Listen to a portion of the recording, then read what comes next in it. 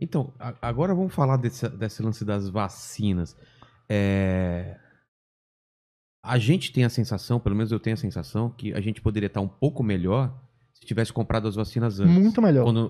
Como foi esse lance? Quando foi oferecido pra gente? Por que a gente não comprou? O que aconteceu? O que acontece? O desenvolvimento de vacinas, ele tem algumas estratégias, tá? Embora a gente importou muita coisa, mas sempre se aquela estratégia. Modelo animal, estudo em animais, depois vai para estudo em seres humanos. Estudo em seres humanos, a gente chama fase 1, fase 2, fase 3. Aquela fase 1 e fase 2 é quando a gente testa as vacinas que foi testada em animal com seres humanos, para saber se não vai causar nenhum efeito colateral, para saber se replica o que nós fizemos com animais. Tá. Essa é a fase. Aí, as melhores estratégias vai para a fase 3. Nessa fase 3 é quando a gente testa em milhares de pessoas. Esse testar milhares de pessoas é para saber se realmente a vacina funciona, as pessoas vão estar expostas. Nesse momento é onde entra a equipe. Se a equipe tem uma noção básica de saúde pública, fala, opa, quando é que a gente vai entrar em negociação e quais nós vamos entrar em negociações? Com todas. Claro. Mas se alguma der errado, não importa. Se a gente perder, tipo, 1 bilhão aqui, se a economia voltar mais cedo, nós vacinarmos a população, a economia voltar mais cedo, a gente cobre esse prejuízo, assim, facilmente. E ali, período de julho e agosto, que foi o período que essas vacinas entraram nessa fase 3. Já tão rápido assim? Foi, tipo, essa fase 3. Então as coisas entraram... Mas essa fase 3 necessariamente precisaria de pelo menos 6 meses para ter aprovação. Tá. E é isso que a gente falava. Esse ano é difícil. Eu batia muito, esse ano é difícil a gente ter vacina. Porque essa fase 3, aquela fase que a gente testa com seres humanos, além da vacina funcionar, porque por isso que a gente testa geralmente com pessoas da saúde e tal, porque elas estão mais expostas, elas precisam ser infectadas naturalmente para saber se a vacina funciona. Além disso, a gente precisa saber se a vacina gera uma proteção por no mínimo 6 meses. Por isso que eu falava, esse ano é difícil, porque a gente tem que saber. Imagine se uma vacina funciona só por 3 meses. Vai estar vacinando 3 meses a população? Isso não existe. Então, assim, naquele momento a gente sabe, olha, esses 6 meses que a gente vai saber se a vacina funciona. Mas se você tem uma equipe que ela entende do que está falando em saúde, quando eu falo saúde pública, eu estou incluindo, as pessoas têm que entender, saúde pública não é só saber de um hospital, as pessoas falam, ele é médico ou não é? O médico, às vezes, ele compreende do hospital e tal, mas não tem a noção do que é saúde pública, não sabe o que é, tem que entender o que é educação, tem que entender estratégias para montar, por exemplo, uma equipe multidisciplinar. Eu sempre bato essa questão multidisciplinar, porque o Brasil é heterogêneo, tem que ter multidisciplinaridade, tem que ser linguagem para cada grupo. A mesma linguagem que chega em você não é a mesma linguagem que chega em mim.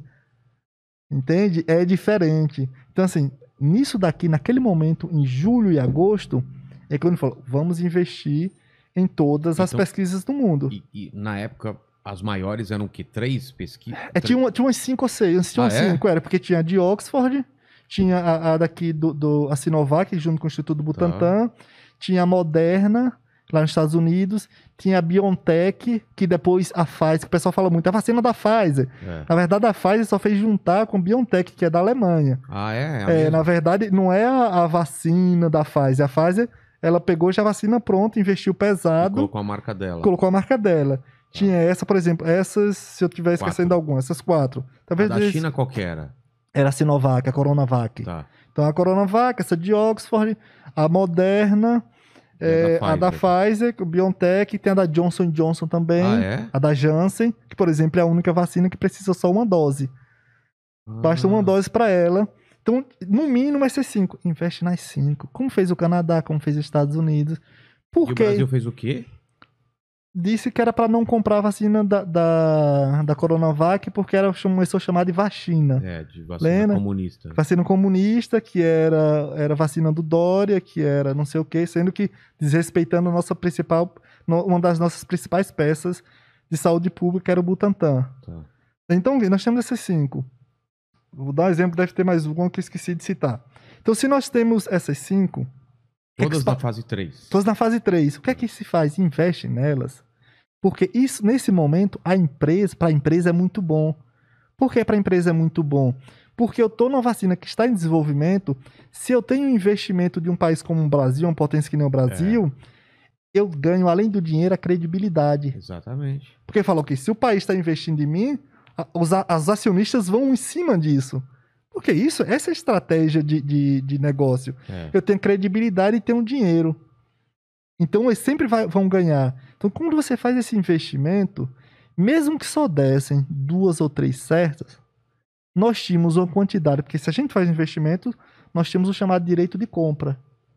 Nós temos um pré-contrato, direito de compra. Você é um dos primeiros compradores quando sair. Exatamente. Claro. Você fala, olha, eu faço esse investimento. Tem prioridade, né? Quando, se obtivermos aprovação, eu tenho direito de 100 milhões de compras, de dose. E não entro na disputa mercadológica. Boa.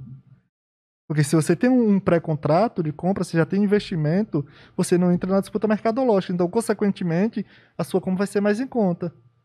E aí, o que é que acontece? Você compra, você tem um direito de compra de 50 milhões, no mínimo você poderia exigir 50, 100 milhões.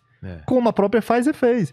Ofereceu, o pessoal fala 70 milhões, mas foi 70, 100 milhões de doses em agosto a setembro para o Brasil. O Brasil falou, não. Então, ali, quando você faz investimento, você tem uma pré-compra, dezembro, janeiro, tem aprovação, você consegue obter, tipo, já tá em lá, cima. E essa é a única estratégia que nós temos para controlar, a pandemia. Sabe por quê? Por mais que a gente tenha a possibilidade de termos 300, 400 milhões de doses no segundo semestre, isso nos angustia, cientistas. Isso nos dá uma angústia enorme. Sabe por quê? Porque, de repente, essas vacinas podem não ter a mesma funcionalidade que ela tem hoje. Porque o vírus está mutando. Caramba, e se surgir uma mutação que ele escape parcialmente da vacina? Mesmo que não escape completamente, escape parcialmente. Então a gente teve o erro de não comprar lá atrás e não investir lá atrás. Exatamente. Esse foi o grandíssimo erro. E aí, é claro, todos os países que investiram tiveram prioridade e a gente ficou lá atrás na fila esperando. E falou, a gente tá aqui. Calma, espera. Agora a gente tem que mandar pro mundo. Hoje a gente tá tentando fazer reunião com os Estados Unidos para pegar a sobra de vacina deles, porque eles compraram excessivamente. Que ignorância isso, cara. O Canadá comprou 3 a 5 vezes mais vacinas do que a população deles. Caramba. Porque é estratégico isso, sabe? E o próprio Israel, poxa, fala tanto de Israel como exemplo dos Estados Unidos, porque não usaram o exemplo certo deles. Usaram sempre o bendito exemplo errado. Eles compraram também? Claro que compraram, já estão chegando na população. Estados Unidos, em alguns meses, eles conseguem vacinar a população quase inteira. Amigo meu tem 30 e poucos anos, já foi vacinado. E aí eles conseguem o que a gente chama essa bendita imunidade de rebanho, que o pessoal falava aqui.